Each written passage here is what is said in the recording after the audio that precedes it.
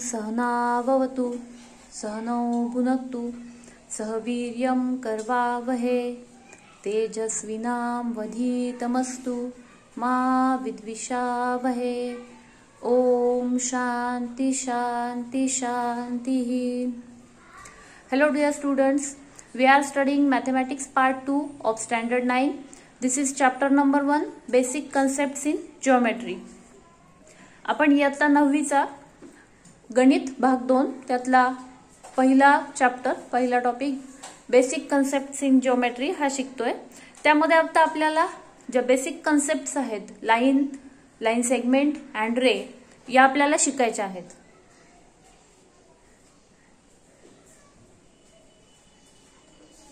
Students आपण set ही concept शिकलेलो आहोत। मॅथमॅटिक्स पार्ट 1 मध्ये आपण सेट शिकलेलो आहोत। त्यामध्ये आपण union of set, intersection of set, subset of a set या कन्सेप्ट आपण शिकलेलो आहे। त्यांचा उपयोग करून आपल्याला या ज्या कन्सेप्ट आहेत या समजून घ्यायच्या आहेत। सर्वात पहिले आहे लाईन सेगमेंट तुकडा, एका रेषेचा तुकडा। आता लाईन सेगमेंट आपण कसा सांगू शकतो? Here we have 2 points A and B. A आणि बी हे 2 पॉइंट्स आहेत। It is union of all points between A and B. या ए आणि बी च्या दरम्यान येणाऱ्या सगळ्या पॉइंट्सचे युनियन म्हणजे असेल आपला हा सेगमेंट ए बी। इथे आपण अनेक पॉइंट दाखवू शकतो। इथे असेल सपोज पी, क्यू, आर, अजून बरेच पॉइंट आपण याच्यावरती दाखवू शकतो। So line segment is a union of points A B and points between A and B. या ए आणि बी च्या दरम्यान असलेल्या सगळ्या बिंदूंचा संच म्हणजे असेल line segment. Then ray A B is union of points A B, points between A and B. जो सेगमेंट ए बी आहे तो सेगमेंट ए बी आणि शिवाय अजून असे पॉइंट्स की जे A dash B dash P अशा स्वरूपामध्ये असतील।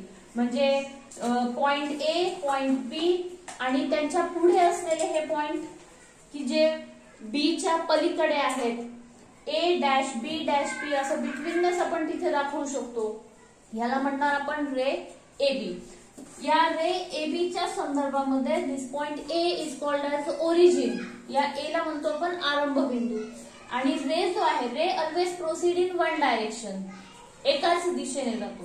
आता इथे आपल्याला थोड्याशा कन्सेप्ट ज्या आहेत त्या थोड्याशा आपल्याला काय करायच्या, ब्रॉड करायच्या आहेत। म्हणजे बघा हा जो सेगमेंट ए बी आहे या सेगमेंट ए बी ला सामावून घेणारी अशी एक लाईन ए बी असते जी अदृश्य आहे, जी आपल्याला इथे दिसत नाही। ओके, या लाईनचा हा एक तुकडा आहे की जो फक्त आपण गृहीत धरलेला आहे, पण ही इथे दिसत नसली तरी पण काय आहे सेगमेंट ए बी ला सामावून घेणारी अशी एक लाईन असते की जिला आपण लाईन ए बी पण म्हणू शकतो। ज्यावेळेस आपल्याला गरज पडेल त्यावेळेला आपण तिला प्रकट करायची। हा जो सेगमेंट ए बी आहे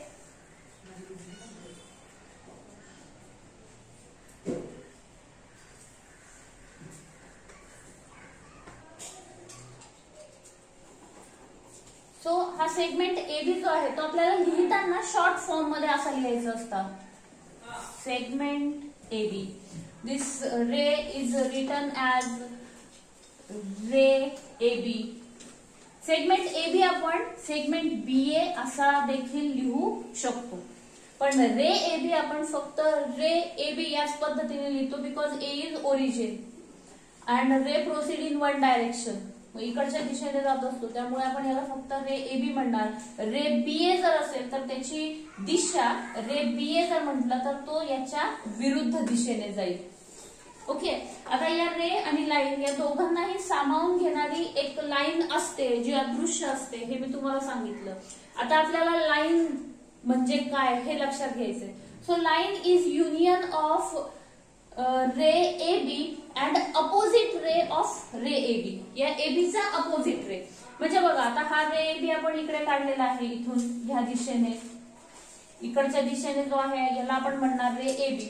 याचा अपोजिट रे, अपोजिट म्हणजे काय असेल, which will proceed in opposite direction and which is along same line, की जो या लाईन AB वरच असेल पण कोणत्या दिशेने असेल, विरुद्ध दिशेने असेल, तर अशा या दोन रेजची, अशा या दोन किरणांचा संयोग संच, union of this two opposite ray is called as line AB. याला आपण म्हणणार लाईन AB.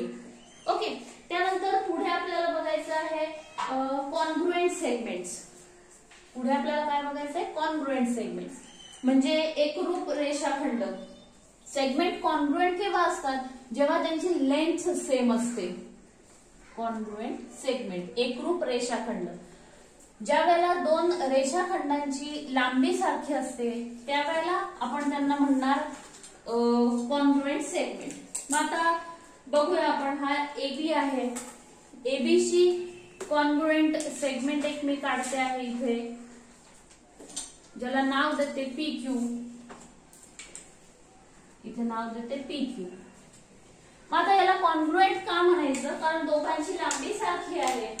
हे बघा, आपण जर डिवायडरच्या साह्याने जर तपासलं, डिवायडर मध्ये मी काय करते, हे A आणि B हे पॉइंट निश्चित करून घेते.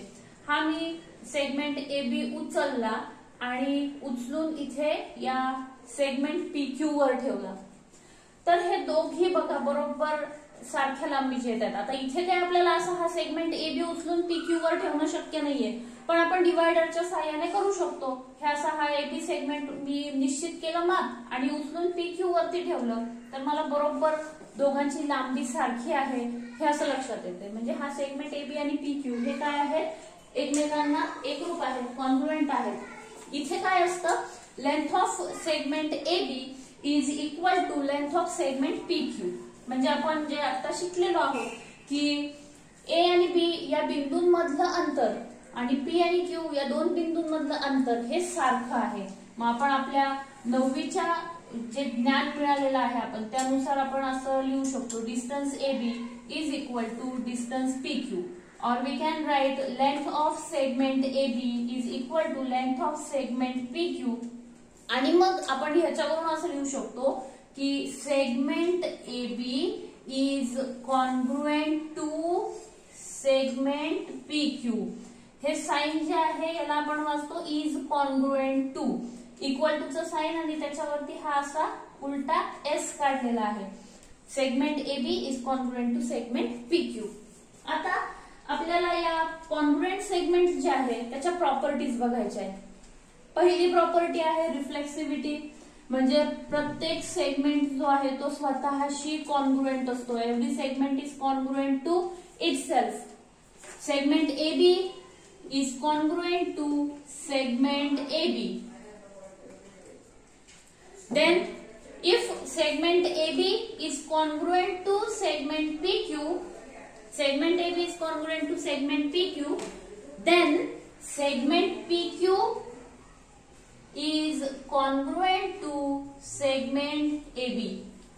म्हणजे एखादा रेषाखंड दुसऱ्याशी जर एकरूप असेल तर दुसरा रेषाखंड पहिल्याशी एकरूप असतो. ही जी प्रॉपर्टी आहे ह्याला आपण म्हणतो symmetry. Second property is symmetry. Second property symmetry. पहिला रेषाखंड दुसऱ्याशी एकरूप आहे तर दुसरा रेषाखंड पहिल्या रेषाखंडाशी एकरूप असतो. आणि जर समजा आपल्याकडे 3 रेषाखंड आहे, if we have 3 line segments, first is congruent to second. आता मी आकृती नाही काढत, इथे आपण फक्त नावं घेऊया. हे आता आपल्याला समजलेलं आहे की जर सेगमेंट कॉन्ग्रुएंट असतील तर त्यांच्या लेंथ सारख्या असतात. आता आपण डायरेक्ट इथे उल्लेख करूया, segment AB is congruent to segment PQ. हे जे काही आता आपण या प्रॉपर्टी शिकतो आहोत याचा आपल्याला पुढे उपयोग होतो जेव्हा आपल्याला प्रूफ लिहायचे असतात. एखादा थेरम असेल किंवा एखादा प्रूव्ह दॅट टाइपचा प्रश्न असेल तर त्या प्रश्नामध्ये उत्तर लिहिण्यासाठी आपल्याला हे जे स्टेटमेंट आहेत हे मदत करत असतात.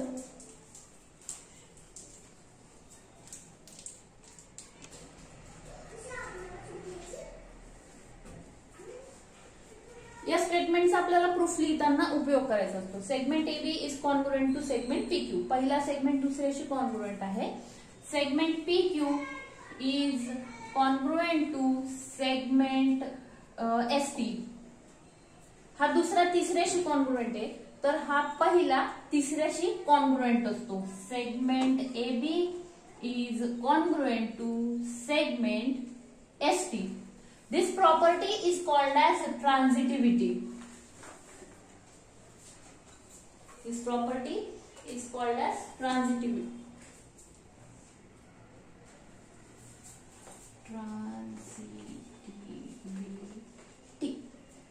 तर अशा पद्धतीने या प्रॉपर्टीज आहेत, प्रॉपर्टीज ऑफ कॉन्ग्रुएंट सेगमेंट.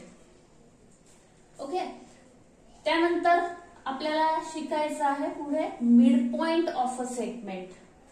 पुढचा पॉइंट आहे आपला mid point of a segment. 6th point, mid point of a segment. Mid पॉइंटला म्हणतो आपण मराठीमध्ये मध्यबिंदू. मिड पॉइंट म्हणजे काय? मध्यबिंदू. मग आता आपल्याकडे एक सेगमेंट आहे, त्या सेगमेंट वरती सेगमेंटचे एंड पॉइंट्स असतील. ओके, एक मी सेगमेंट काढते आहे इथे,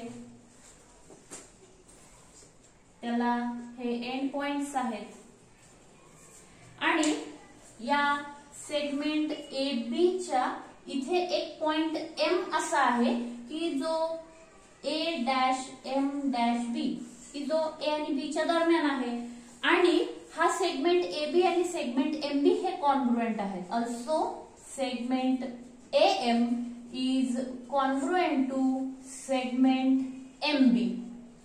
ज्यावेळेस असं असेल, बघा आता आपण डिवायडरच्या साहाय्याने चेक करू. हे बघा, हा सेगमेंट AM आणि सेगमेंट BM हे काय आहेत? कॉन्ग्रुएंट आहेत. मग आपण AM is congruent to MB. ज्या वेळेला असं असेल A-M-B and segment AM is congruent to segment MB, त्यावेळेला आपण M ला म्हणणार M is mid point of segment AB. ह्याचा सुद्धा उपयोग आपल्याला पुढे प्रूफ वगैरे असतात, प्रूफ लिहायचे असतात, त्यामध्ये आपल्याला उपयोग करायचा असतो. त्यानंतर नेक्स्ट पॉइंट आहे 7th point, comparison of segment. Comparison म्हणजे तुलना. Comparison of segments. Suppose we have 2 segments, 2 segment आहेत, तर त्या 2 सेगमेंटच्या बाबतीत आपल्याला काही गोष्टी आहेत की ज्या सत्य असतील. म्हणजे काय असेल की पहिली शक्यता की ते 2 सेगमेंट कॉन्ग्रुएंट असतील. दुसरी शक्यता त्या दोघांपैकी एक मोठा आणि दुसरा लहान असेल. मग आता माझ्याकडे आहे समजा सेगमेंट AB आणि हा एक सेगमेंट आहे CD. मग इथे काय मला दिसतंय की हा सेगमेंट CD लहान आहे आणि सेगमेंट AB मोठा आहे. मग इथे ही शक्यता आहे AB is greater than CD. अजून एक शक्यता काय असेल तर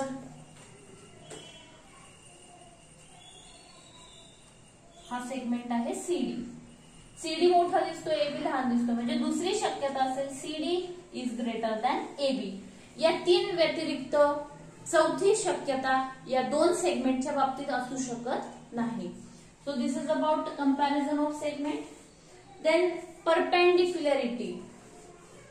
perpendicular segment, this is again important point. बऱ्याच वेळा आपल्याला परपेंडिक्युलर सेगमेंटचा आपल्याला उपयोग करायचा असतो. म्हणजे परपेंडिक्युलर सेगमेंट आणि डिस्टन्स ऑफ अ पॉइंट हे 2 महत्वाचे मुद्दे आहेत, त्याच्याकडे नीट लक्ष द्यायचंय.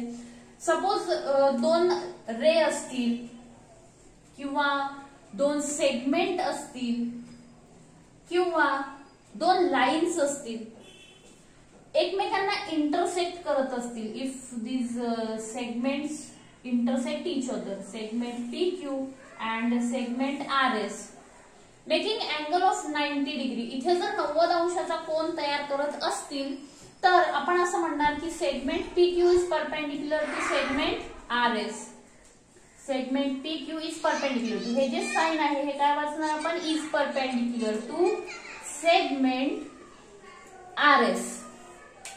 आता या सेगमेंटला जी सामावणारी लाईन आहे ती लाईन सुद्धा काय असते, परपेंडिक्युलर असते, किंवा ह्या सेगमेंटला सामावणारे रेज असतील they are also perpendicular to each other. Perpendicular म्हणजे काय, जर if two lines intersect each other, दोन लाईन एकमेकांना छेदत असतील आणि जे काही कोन तयार झालेला आहे ऍट पॉइंट ऑफ इंटरसेक्शन तो जर 90 अंश असेल, if that angle is a right angle, then we say that these two segments are perpendicular to each other.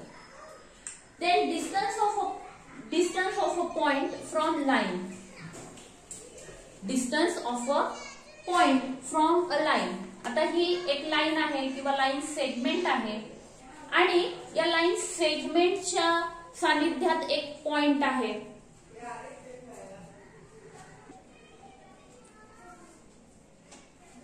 Suppose we have this segment or line AB आणि हा इथे त्याच्या जवळ एक पॉइंट आहे P. हा P पॉइंट जो आहे तो या AB पासून किती अंतरावरती आहे, तर मग आता आपण असं हे एक अंतर असू शकतं, हे बघा हे, ठीक आहे, हे एक अंतर असू शकतं. असे वेगळे वेगळे अंतर आहेत की जे या लाईन पासून आपण गृहीत धरू शकतो. पण आपल्याला फक्त कोणतं डिस्टन्स, कोणतं अंतर गृहीत धरायचंय, या P पासून जर आपण लाईन AB वरती परपेंडिक्युलर काढला, या P पासून लाईन AB वरती आपण परपेंडिक्युलर काढला, तर हे जे अंतर असेल हे अंतर फक्त आपण गृहीत धरणार. मग AB पासून हा पॉइंट P किती अंतरावरती आहे, इथे माझ्या ह्याच्यामध्ये येतं हे 5, 6, 7, 8.5 सेंटीमीटर अंतरावरती. म्हणजे हा P पॉइंट सेगमेंट AB पासून 8.5 सेंटीमीटर अंतरावरती आहे. तर अशा पद्धतीने हे जे सगळे आपण मुद्दे आता अभ्यासलेले आहेत, ह्याचा उपयोग आपल्याला जेव्हा आपण पुढे जॉमेट्रीमध्ये प्रूफ लिहित असतो त्या प्रूफ मध्ये आपल्याला ह्यांचा उपयोग होतो. तर या खूप महत्वाच्या संकल्पना आहेत. खूप छोट्या छोट्या आणि बारीक बारीक गोष्टी असतात की ज्या आपण अभ्यास करत असताना स्किप करतो. आपण पुस्तक घेतलं की डायरेक्ट आपण प्रॅक्टिस सेट वरती येतो, प्रॅक्टिस सेट सोडवायला जातो. तर प्रॅक्टिस सेट सोडवण्याच्या आधी ह्या सर्व बेसिक कन्सेप्ट रिव्हाइज करणं सुद्धा गरजेचं आहे. तर आपण आज त्या केलेल्या आहेत, त्यांचा नीट अभ्यास करायचा. पुन्हा भेटूया अशाच एका व्हिडिओमध्ये. थँक्यू.